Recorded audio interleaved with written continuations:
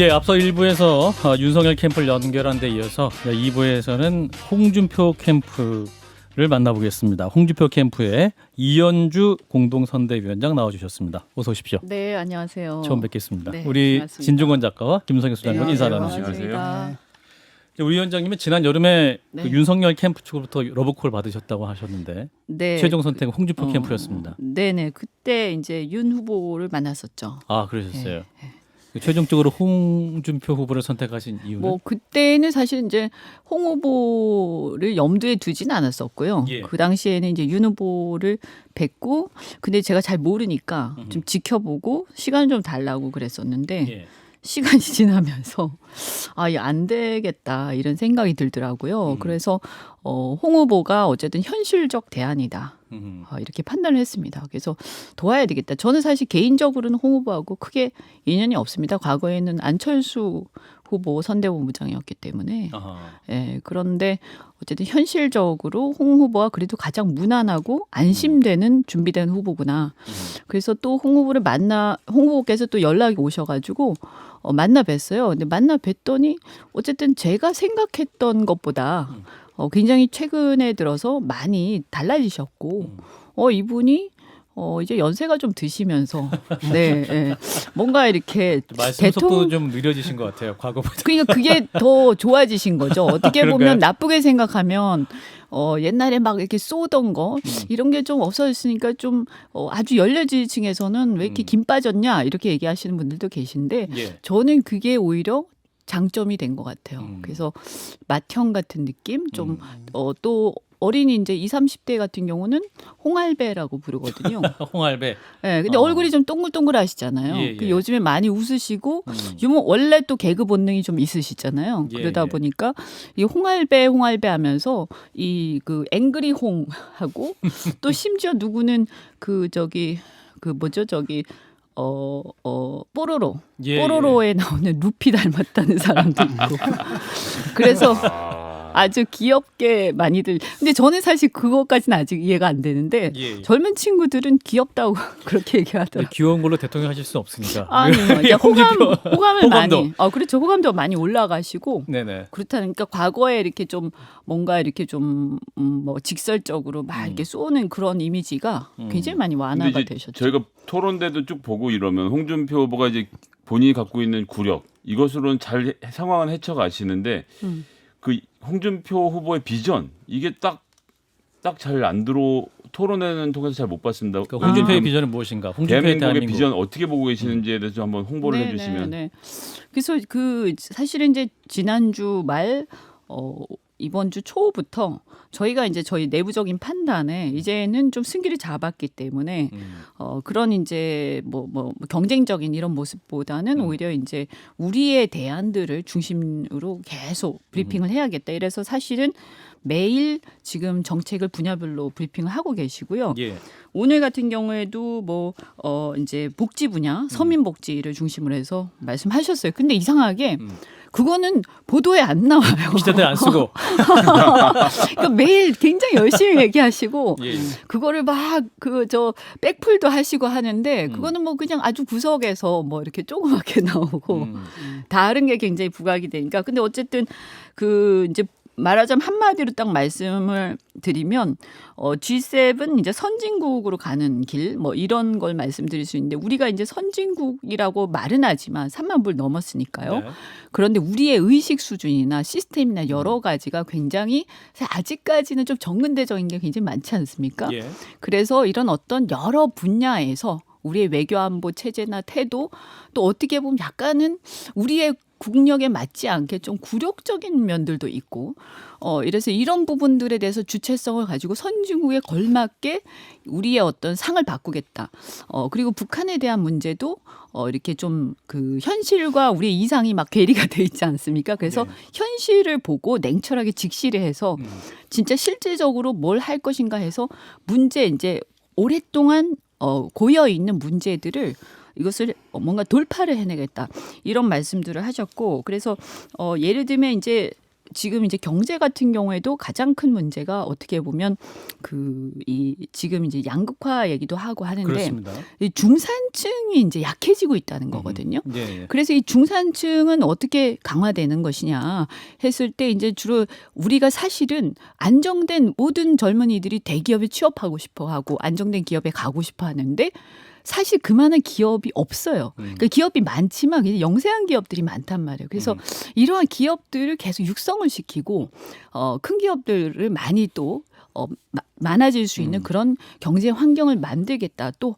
한편으로는 이제 그러나 또 주택 문제라든지 부동산이라든지 이런 것들은 철저하게 정말 내 집 마련을 할 수 있는 우리 중산층들이 원하는 것들을 하겠다. 그래서 뭐 신도시 만든다고 막 비현실적으로 막 경기도 외곽에다 만들어서 인프라는 전혀 안 해놓고 있는 이런 그 무책임한 게 아니라 오늘도 어디 인터뷰하면서 그 말씀하셨는데 서울 중심에 오히려 거기에 용적률 높여서 전 세계 대도시처럼 만들고 오히려 이제 녹지를 보존할 곳들은 보존하고 원주민들의 토지 소유권은 보장을 해주고 이런 식으로 이제 또 많이 이제 말씀하셨고 이번에 이제 대장동 게이트에서도 보시면서 아시겠지만 사실은 공공 분양을 한다고 해놓고 시세로 분양하잖아요. 이런 부분에 대해서도 지적을 하셨어요. 그래서 물론 이제 본 알겠습니다. 후보가 되시면 좀 수정할 부분이 있을 수도 있겠지만 싱가포르식 그런 어떤 이 분양제도 그래서 이 공공 분양의 어떤 이 시세보다 훨씬 낮게 분양을 해서 예. 젊은이들한테 주택 문제 그리고 일자리 문제 이런 것들은 걱정하지 않게 하겠다. 의원님 예, 아무 정책 데서도 얘기 공약 많이 얘기를 했었는데. 하실 기회가 없으셨죠. 지금 막 열심히 지금 얘기하고 있어요. 빨리 얘기하지. 한마디만 처음에 딱 들었던 말씀 중에서 너무 궁금한 얘기가 딱 나왔는데 승기를 잡았다고 하셨어요. 지금. 네. 승기를 판세 잡았다고 하면 분석. 최소한 캠프 내에서는 판세를 뒤집었다라고 보시는 거. 밖에서는 지금 다 윤 후보가 앞서고 있다 이렇게 보고 있는데요. 그렇게 말씀 그렇게 밖에서 누가 그렇게 보세요? 아까 일부에서 그 주호영 위원장께서는 현재 판세를 이제 민심과 당심 네. 모두 이제 윤석열 후보가 우위로 판단하고 있다라고 근데 뭐 말씀하시는데 제가 볼 때는 어쨌든 여론조사에서는 뭐 우리 홍 후보가 앞선다 이런 것은 이제 그러나 당심이 아무래도 지금 윤 후보가 앞서는 게 현실이지 않습니까? 그 당심에서 윤 후보가 앞섰던 게 몇 주 전이죠. 우리 2차 경선 할 때. 예. 그때도 보면 1차 경선에 비해서 2차 경선하면서 당심의 격차가 상당히 줄었었고요. 그럼에도 불구하고 그때 이제 격차 좀 있긴 했었는데 계속 줄어나가고 있습니다. 그리고 이제 저희가 내부적으로 판단할 때는 예. 어제 오늘 골든크로스 당심에서도 골든크로스가 이루어졌다라고 보는데 사실은 이제 당심이라는 게 별게 아니고요. 지난번 이준석 현상에서도 우리가 봤다시피 결국에는 본선에서 누가 이길 거냐 그거를 보는 거 아니겠습니까? 그런데 이제 이 당원들이 볼 때 불안한 거죠. 윤석열 후보 저렇게 해가지고 이재명 후보 이길 수 있을까? 이재명 후보하고 토론할 수 있을까? 그리고 과연 준비가 돼 있냐? 그랬을 때 뭐 이런 여러 가지 지금 연이어 일어난 여러 가지 사고가 단순한 실수라기보다는 정치 철학의 부재라든가 역사인식의 부재라든가 뭔가 준비가 너무 안 돼 있다는 생각이 드는데 이런 상태에서 본 후보로 내보냈을 때 굉장히 불안하다. 근데 과거에는 윤 후보만 독보적으로 지지율이 높았어요. 예. 그러니까 이게 대안이 없었기 때문에 약간 뭐 어쩔 수 없이 지지하는 부분도 없지 않아 있었거든요. 근데 지금 같은 경우는 여론조사에서 홍 후보가 더 앞서는데 그러면 굉장히 냉철하게 이제 우리가 봐야 되지 않냐. 이겨야 되니까. 당원들의 마음이 아까 비전을 말씀하셨는데 이제 보통 이제 중도층들이 볼 때 좀 걱정되는 부분들이 있거든요. 네네네. 이분이 이제 나와서 했던 그 대표적으로 꽂히는 공약들 보게 되면 네네네. 사용제를 부활을 하겠다. 핵무장을 하겠다, 핵 개발을 하겠다라든지, 그다음에 민주노총을 긴급재정 명령권을 동원해서 해체를 하겠다라든지, 그다음에 사실을 부활하겠다라든지, 또는 산업재해법이라든지 이런 거 폐지하겠다라든지 이런 것들은 그 비전이 과거거든요. 우리가 옛날에 그랬었잖아요. 그래서 홍 후보의 미래는 그럼 우리 사회가 이미 지나버린 그 과거에 있는 거 아닌가. 그러니까 비전이 사실은 과거로 가 있다라는 이런 인식이 굉장히 강합니다. 이 부분들은 앞으로 어떻게 하실 거고 정말 대통령이 되면 사용 집행하실 건지. 흉악범에 대해서는 그러니까 뭐 그런 경우에도 이제 구체적인 부분들에 따라 다르겠지만 이게 재론의 여지가 없고 확실한 흉악법인데 그럼에도 불구하고 선고만 하고 집행하지 않는 것은 우리 국민들의 민심하고 다르고 원칙에 맞지 않는다 이런 생각 좀 갖고 계시고 다만 이게 일률적으로 전부 다 집행인데 이거는 조금 다를 수는 있습니다. 근데 이제 이 핵무장 같은 경우에도 핵무장 당장 한다가 아니라 이런 거죠. 지금 아무런 대안 없이 사실은 북핵은 사실상 기정사실화 돼 있는 거 아닙니까? 네. 그런데 지금 이런 상태에서 우리는 아무런 보호막 없이 우리 국민들이 너무나 불안해한단 말이에요. 그러면 사실은 어떻게 보면 무장평화라는 말도 있지 않습니까? 그래서 이 무장을 하는 게 공격하기 위해서가 아니라 평화를 지키기 위해서 한다는 것인데 예. 저희는 그런 관점에서 그럼 어쨌든 우리가 핵무장 못할 게 뭐가 있냐. 다만 여기서 미국하고의 이런 어떤 전 세계의 어떤 협약의 문제가 있기 때문에 우리가 바로 하는 건 아니지만 적어도 우리가 할 수도 있다. 우리 하겠다. 이런 정도의 어떤 배짱을 가지고 임하지 않으면 절대 해결되지 않는다.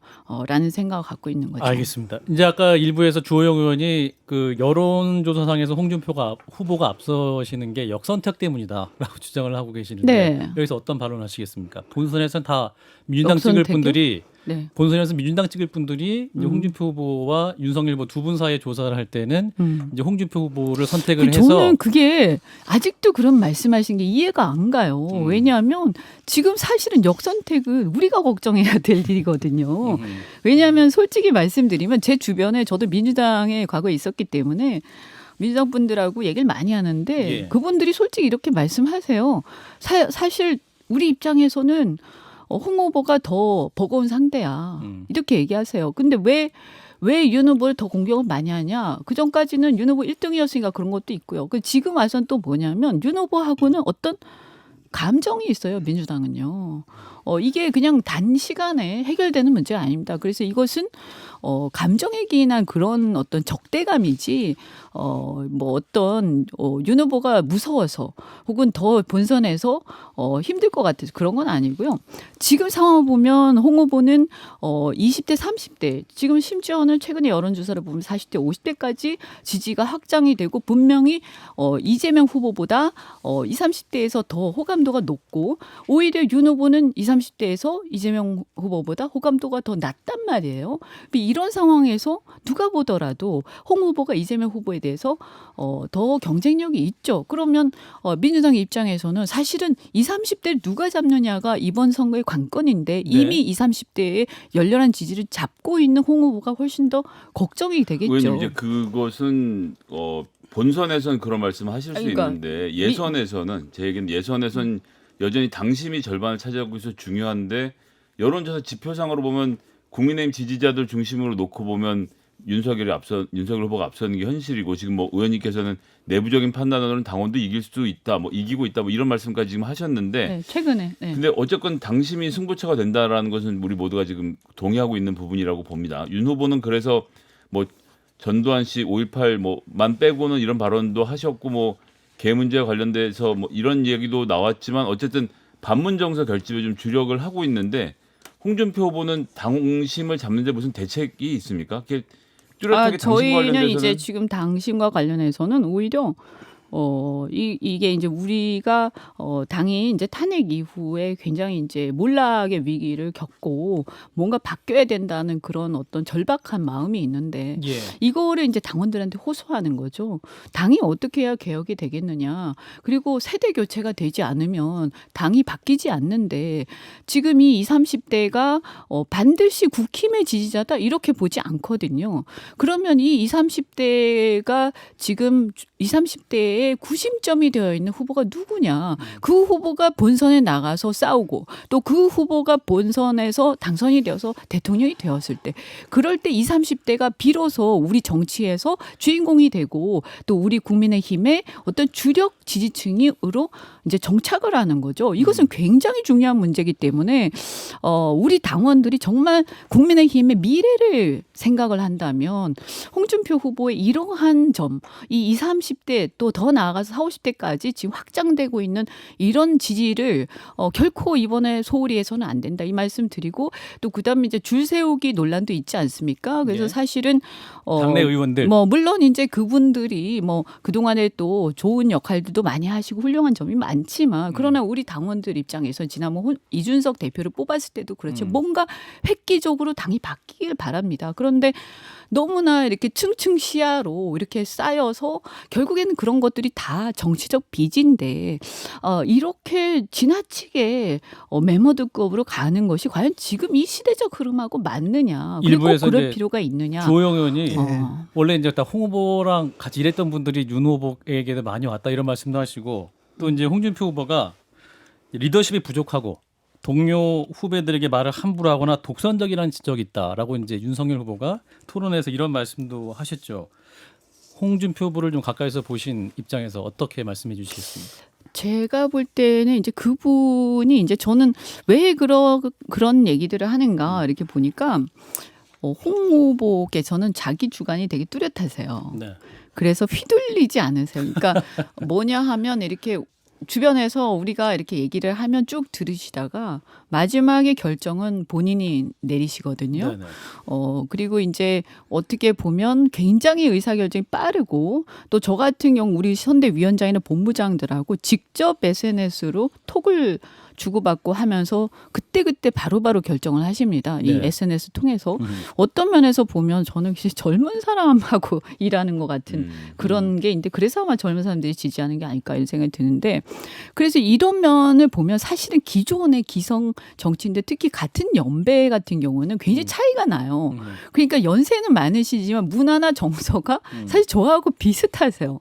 그러다 보니까 약간 이렇게 또 굉장히 튀기도 하고 좀 농담 비슷하게 약간 좀 무례하게 들릴 수도 있는데 저는 그런 부분들이 오히려 어떻게 보면 너무나 그동안의 권위적인 그런 어떤 의전 이런 데 빠져 있었던 거 아닌가 이런 생각도 들고 그다음에 또 이제 우리가 어떤 대통령 후보를 만들 때 그동안에 보면 누군가를 옹의를 해서 그 주변 세력들이 권력을 잡고 사실 호가호위하는 경우가 많았습니다. 근데 네.